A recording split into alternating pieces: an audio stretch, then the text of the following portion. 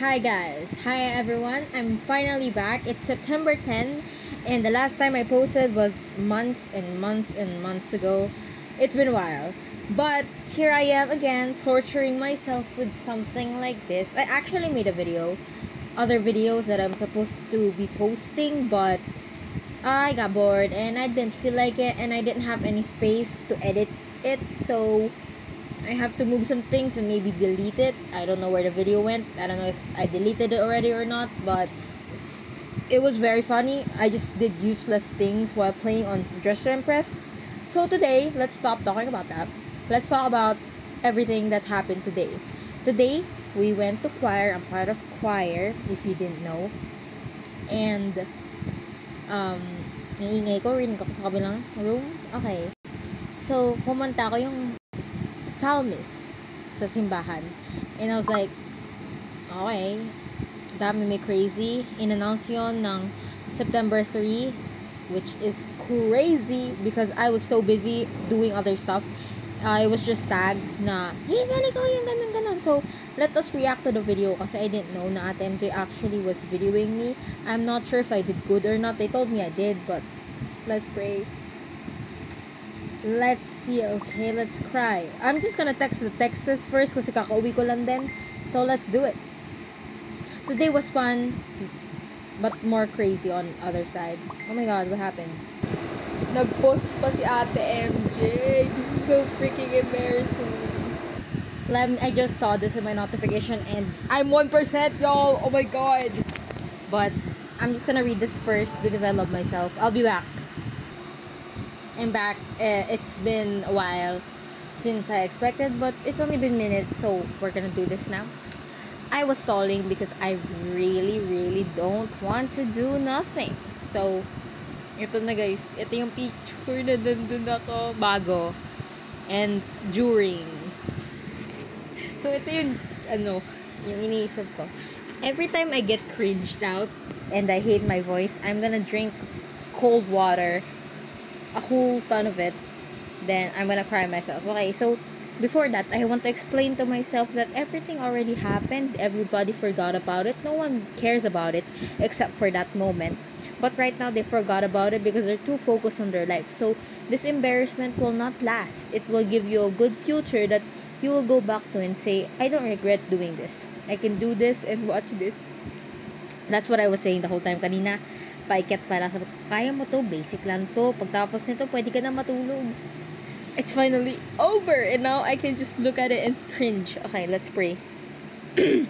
So, I was so nervous. Sorry for stalling again. I was so nervous. Skip nyo na yung video. I was so nervous na I was shaking, okay? I was shaking. And naiba yung tono ng boses ko. So, let's do it. Let's do it. I can do this. Yun na, kabado yan.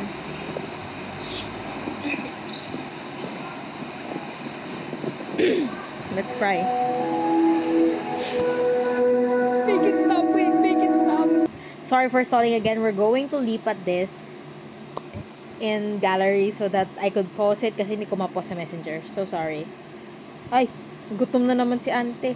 Yan na. Amen na lang, amen. Okay, let's do it.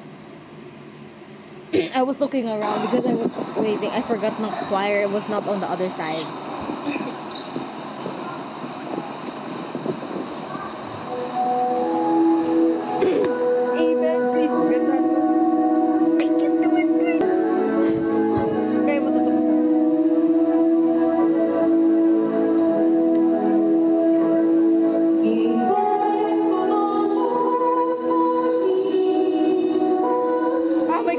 So, Mama entered the room. I'm so sorry for so much delay. You could just skip this. I'm so sorry. So, we're gonna watch it without even stopping because lumipot ako ng bangam kasi nandun siya, Mama. So, sabi niya okay lang naman daw. Okay, we're gonna listen carefully, okay? Woo! Nakalimutan na nila.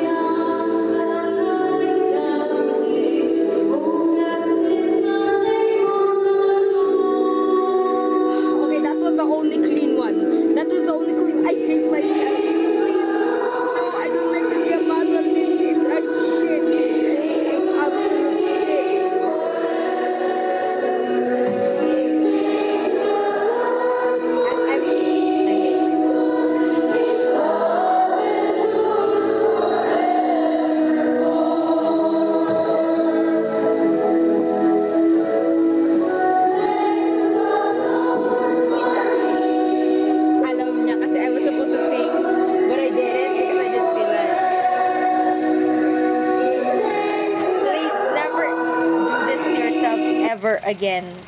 I hate myself and I will continue to hate myself.